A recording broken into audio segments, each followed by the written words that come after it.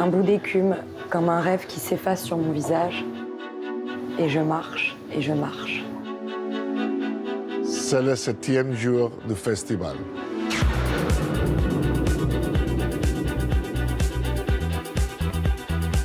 C'était une foule, encore, c'était un peuple, un grand peuple de flashs, de mains et de bijoux. C'était les cinéphiles, les fous, les amoureux et les fous amoureux. Autour du grand palais, les yeux vers les plus grands. C'était des rois, c'était des reines, et des reines et des reines. C'était un monde à part, tout à côté du monde, la République du cinéma. Et aujourd'hui, c'était... On adore. C'était... Elle a vraiment la voix, je trouve, de Brigitte Bardot, c'est assez incroyable. Non, vous trouvez pas ça ressemble un peu quand même. Non, vous trouvez pas? Non. C'était aussi... Sur le bonheur, quoi. C'était surtout...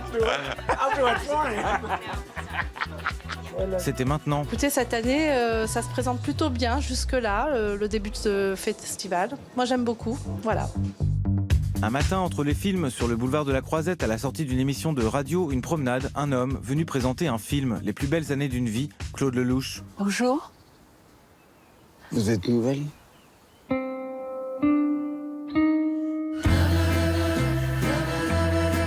Vous rêvez à quoi? À des jolies femmes. J'ai beaucoup aimé les femmes. Et surtout l'une d'entre elles à qui vous ressemblez. C'est joli ce geste que vous venez de faire. Avec ce film, j'ai surtout eu envie de filmer la vie au plus proche. J'avais pas envie qu'on fasse du cinéma. J'avais pas envie que les acteurs soient des acteurs. J'avais envie que ce soit un homme et une femme, un galopin et une femme. J'avais envie que les gens cessent d'être spectateurs et deviennent acteurs de ce film. Je pense que tout a été fait dans ce film pour que les gens dans la salle montent dans l'écran et que ce soit leur histoire. Je pense que c'est l'histoire des gens qui sont dans la salle. C'est une histoire qui est arrivée à tout le monde. On a tous, à un moment donné, aimé quelqu'un un peu plus que d'habitude. Et cette personne qu'on a aimée un peu plus que les autres laisse des traces.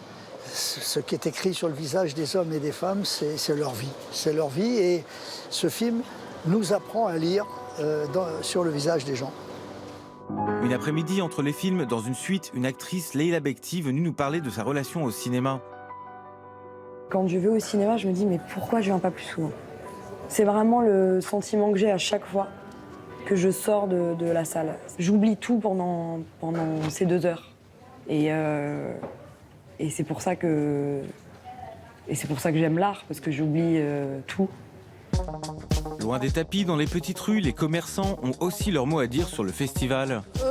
Sur les boucles d'oreilles, honnêtement, la grande tendance, c'est vraiment d'en avoir qu'on les voit bien. Bon, voilà. Vous voyez, par exemple, je vous montre, Mélanie. Vous voyez ce genre de boucle d'oreilles assez représentative, ça plaît beaucoup. Voilà.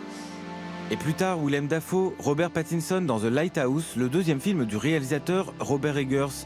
Une histoire de phare, de peur, de déchaînement des éléments. De toute évidence, c'est une critique de la masculinité. L'occasion pour les 2 acteurs étoiles de nous parler d'eux, de leur métier, de leur fonction. Je pense que je suis un joueur, vraiment. Bon, tout dépend si on en a l'opportunité, mais c'est comme jeter des dés. C'est-à-dire que j'adore l'idée de jouer dans un film dont je ne sais pas exactement ce qui va en ressortir. Je me pense comme un travailleur, comme un collaborateur, voire comme une matière première à modeler. On aurait pu vous montrer les honneurs remis à Alejandro González Iñárritu par le ministre de la Culture. Commandeur de l'Ordre des Arts et Lettres. On aurait pu vous montrer la partie la plus rapide de l'histoire des échecs avec la légende Garry Kasparov. Échec. C'était vraiment très mauvais. Mais comme on n'a plus le temps, aujourd'hui Cal vous dit... Au revoir.